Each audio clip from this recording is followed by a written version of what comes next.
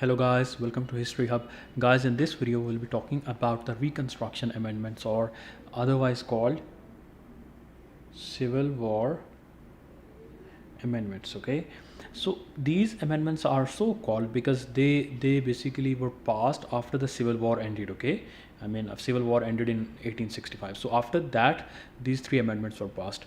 And why are these called Reconstruction Amendments? Because there was lots of destruction in the Civil War, during the Civil War. So after that, on one side there was like material reconstruction. Okay, bridges, roads were once again built, and on the other side there were there was an ideological reconstruction in the form of these amendments. Okay, so why were these three amendments passed? We will look at them in a while, but why were these three amendments passed? I mean, what led these amendments to be passed after the Civil War and not before? Remember that the North had won the Civil War. Okay, the Union territory, they won the war. Okay, and they were basically abolitionists. Okay, they wanted that slavery should end, whereas southern states, since they depended on agriculture and slave labor, they were against the labor. But since the northern states won the Civil War, they were now free to introduce these three amendments. Okay, so what were these three amendments?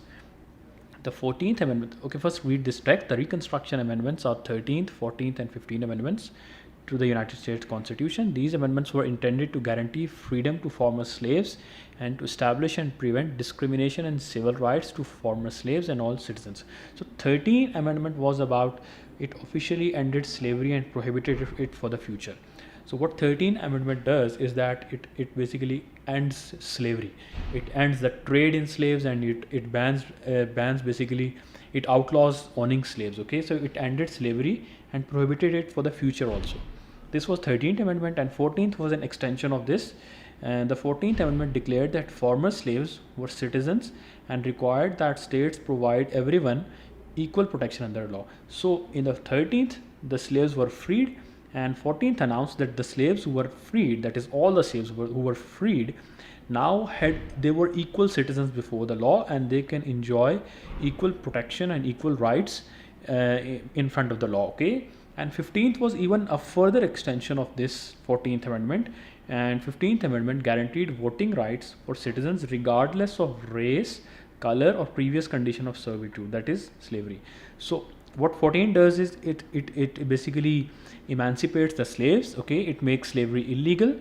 14th what it does is that it makes all the people equal citizens before the law. And 15th, what 15 does is that it gives voting rights to all the citizens. Okay, regardless of color, race, and previous slavery conditions. So all three, as you can see, that they are related to the black folks. Okay, they are related to previous slaves, and of course those slaves were now freed. So these are called Reconstruction Amendments, not in the brick and mortar sense, but in the ideological sense that US was, at least the direction was there, that where they will head, of course, in the future.